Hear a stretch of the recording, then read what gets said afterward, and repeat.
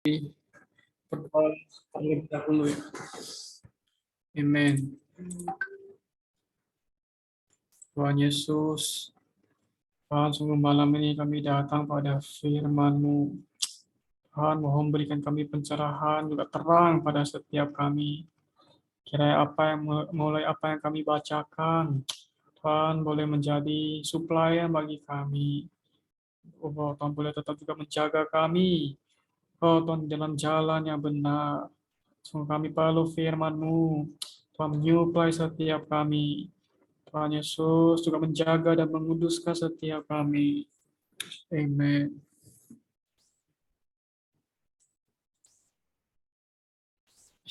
Baik, kita baca ya. Kelihatan ya?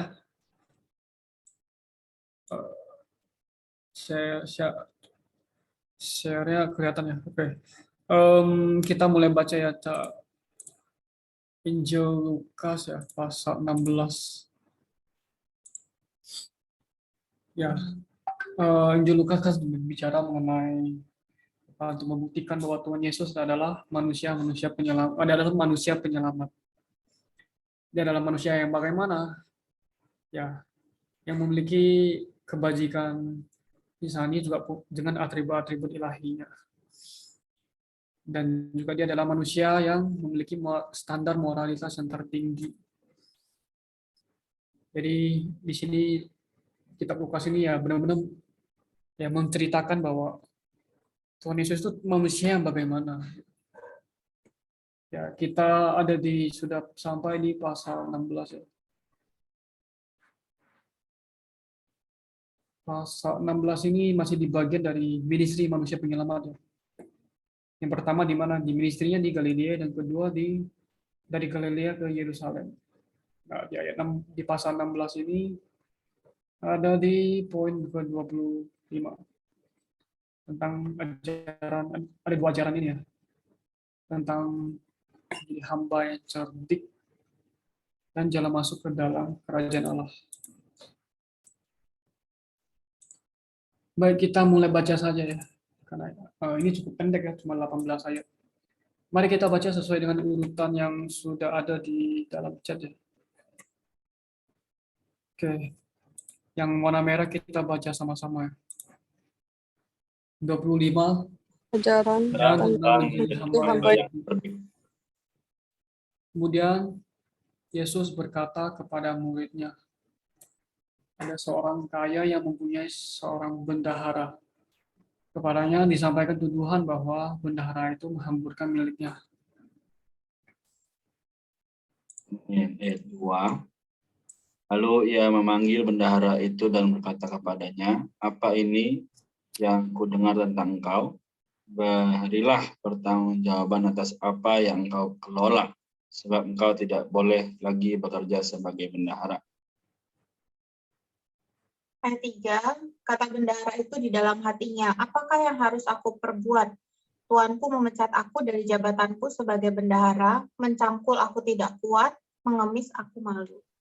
Aku tahu apa yang akan aku perbuat, supaya apabila aku dipecat dari jabatanku sebagai bendahara, ada orang yang akan menampung aku di rumah mereka.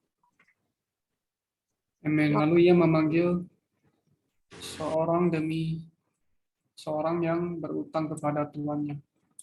Katanya kepada yang pertama, berapakah utangmu kepada tuanku? Ayat yang ke-6, jawab orang itu 100 tempayan minyak.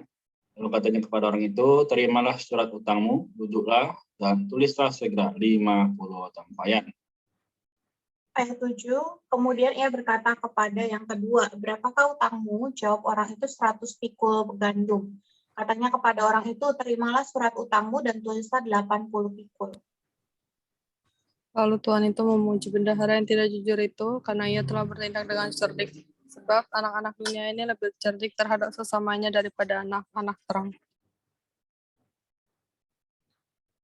9, aku berkata kepadamu, ikatlah persahabatan dengan menggunakan mamon yang tidak jujur, supaya jika mamon itu tidak dapat menolong lagi, kamu akan diterima di dalam kemah abadi.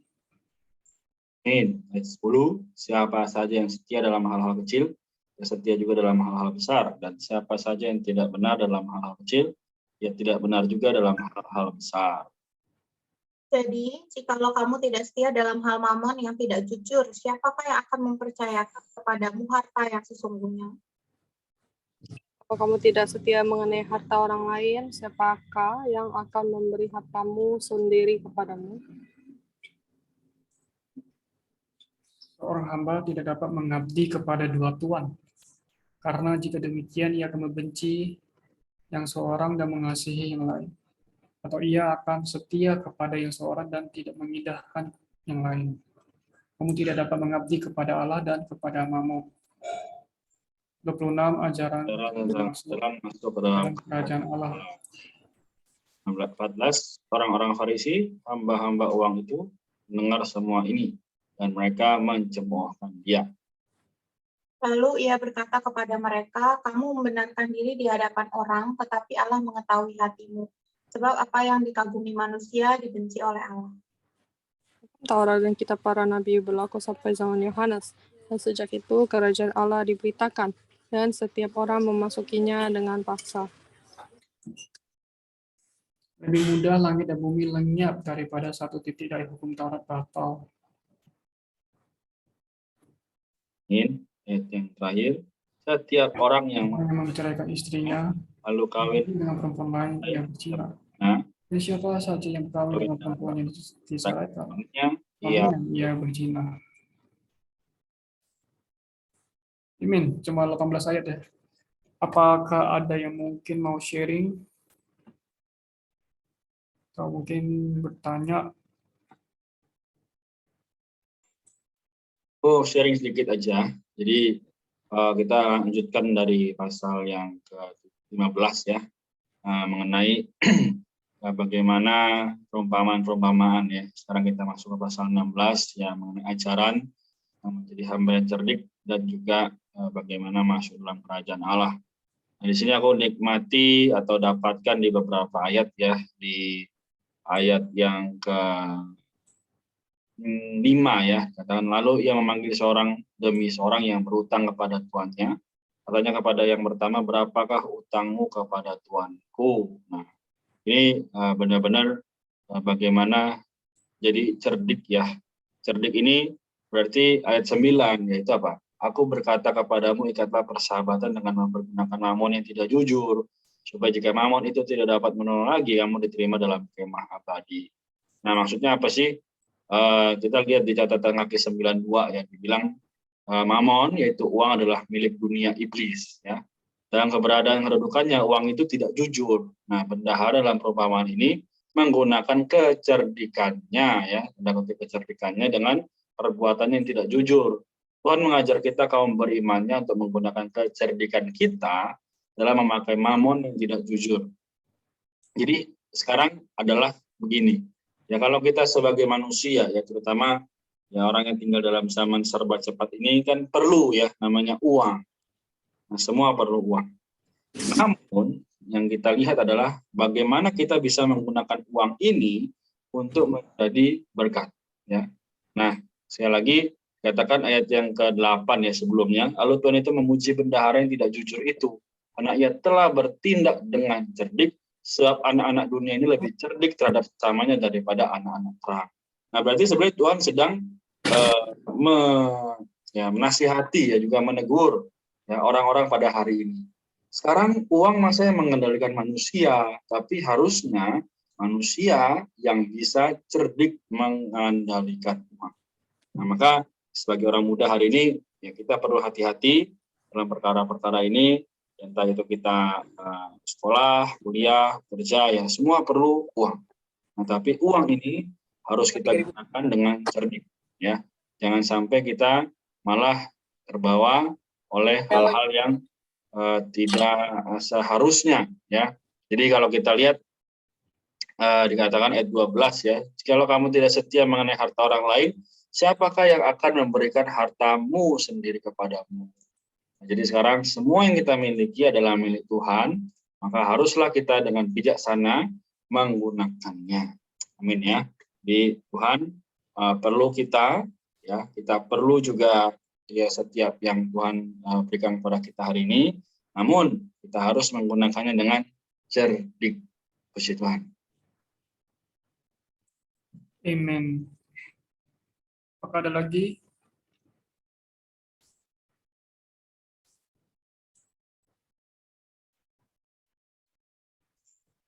Dan aku menikmati di ayat 13 ya.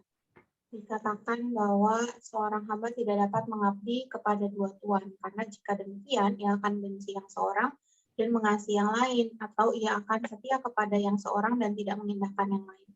Kamu tidak dapat mengabdi kepada Allah dan kepada Mammon. Jadi ini lebih kepada di mana hartamu berada, di situ juga hatimu berada ya. Jadi ya tadi dikatakan terhadap uang, terhadap Mammon. Ini kan sebenarnya Mammon ini kan adalah sistem dunia ya yang diciptakan oleh iblis untuk membuat kita itu tidak bisa datang kepada Allah. Oleh karena itu kita perlu memiliki sikap yang bijaksana terhadap uang. Dan kita perlu uang lah hari ini ya, perlu, tapi tidak menjadi orang yang mengabdi. Artinya tidak menjadi orang yang diperbudak oleh uang gitu. Jadi intinya adalah kita tidak bisa memiliki kaki yang ada di dua perahu ya, kanan di mana, kiri di mana gitu. Jadi kalau misalnya tadi bilang, kalau misalnya kita mengasihi Mammon, kita pasti nggak mengasihi Allah. Kalau kita diperbudak oleh Mammon, kita pasti tidak bisa mengabdi kepada Allah. Jadi hari ini kita memang perlu berhati-hati. Nah, caranya gimana supaya kita menjadi orang yang bijak? Kita perlu menjadi orang yang cerdik sama seperti bendahara itu ya. Nah, oleh karena itu bagaimana juga di dalam kehidupan sehari-hari kita sama seperti orang cerdik ini, kita perlu datang kepada firman, karena hanya firman yang bisa memurnikan kita, motivasi kita terhadap uang. Memang kita perlu uang, tapi jangan sampai kita diperbudak oleh uang itu sendiri. Amin. Amin. Aku juga menikmati yang sama dengan Kak Maria, yaitu tentang Mammon ini, bahwa jangan sampai Mammon ini memperbudak kita gitu. Dia menjadi tuan kita, karena memang kuasa Mammon ini sungguh menggoda kita ya, apalagi kita memerlukan uang, kita memerlukan untuk kehidupan kita gitu. Melalui contoh yang bendahara ini kita harus belajar bagaimana kita harus cerdik terhadap Mammon. Jadi itu yang aku nikmati juga. Amin. Amen. Kelihatannya sudah semua ya. Oke, kita coba simpulkan ya. Oke, di pasal 15 lah bicara mengenai keselamatan ya. Pengalaman keselamatan kita ya. Jadi kita lihat ada perumpamaan, ya ini kan dompat ya, mengungkapkan kasih yang menyelamatkan dari Allah terutama terhadap orang-orang dosa. Jadi ada mengenai gembala mencari domba, perempuan mencari dirham, dan juga perumpamaan seorang bapak yang menerima anaknya. Ini Allah Tritunggal ya, 3 poin ini. Ya, jadi kita diselamatkan oleh Allah Tritunggal. Kemudian ya masuk ke sini ini membahas bukan lagi membahas mengenai keselamatan, tetapi membahas mengenai di sini katakan ada hamba ya, bendahara ya, yang melayani tuannya, kan tuan. Jadi bendahara itu ya hambanya. Nah ini bicara mengenai pelayanan. Sesudah kita diselamatkan menjadi orang Kristen, kita harus menjadi pelayan yang bagaimana? Atau enggak bendahara yang bagaimana?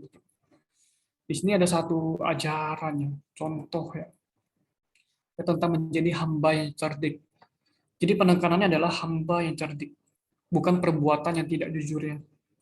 Memang di sini kita lihat dia takut dipecat, terus nggak kuat mencangkul juga malu untuk mengemis. Akhirnya dia melakukan satu hal gitu. Dia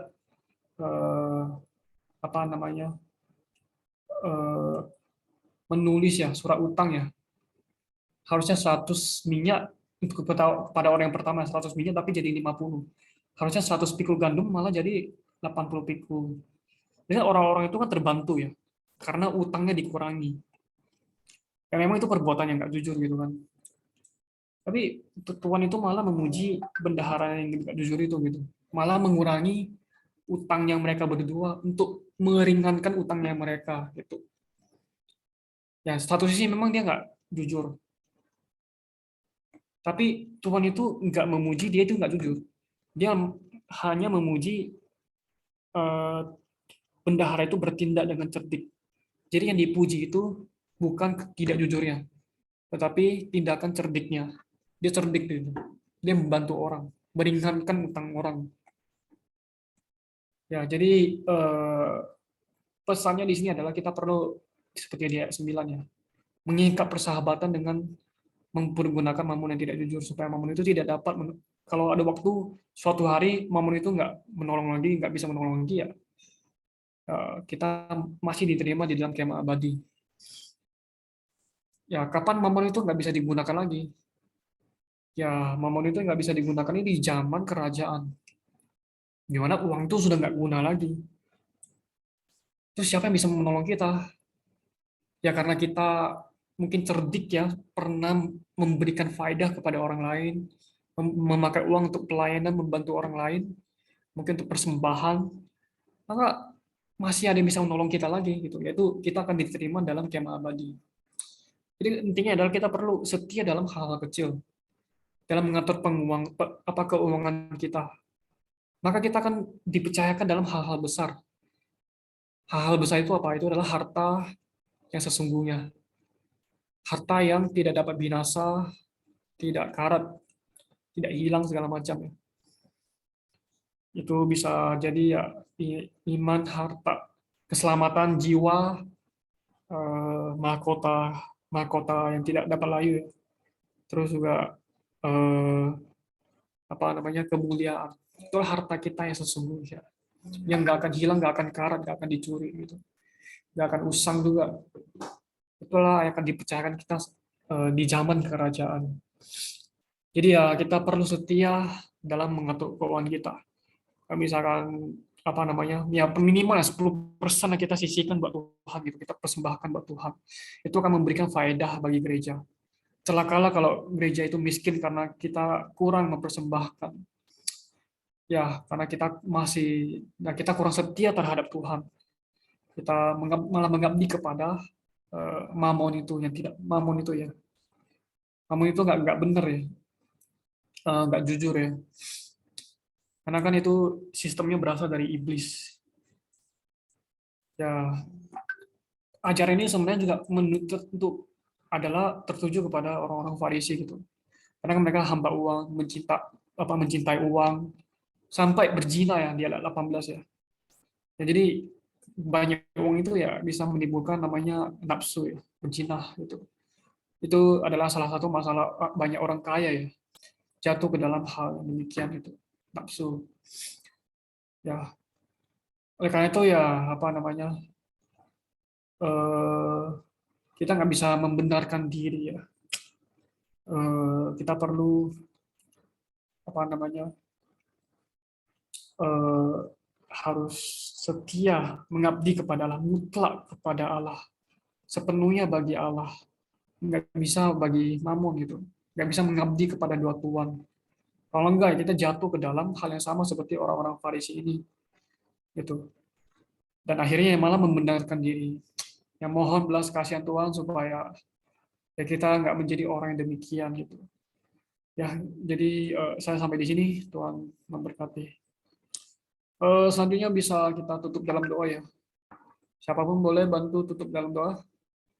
Sukarela, ada yang sukarela?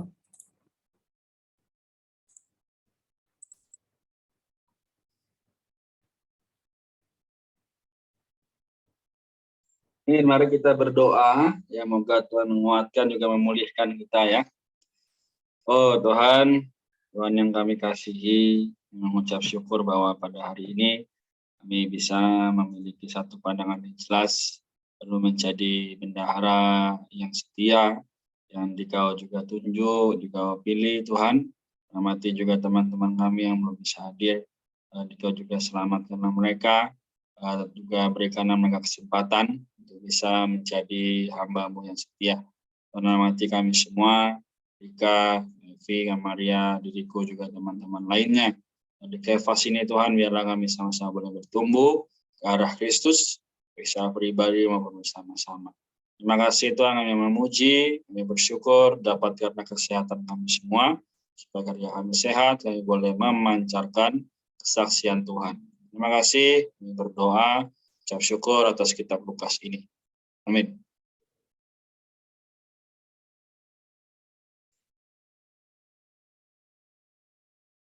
Baik, selanjutnya kita foto ya, atau mungkin Kak Rena punya ada pengumuman. Oke, Tuhan.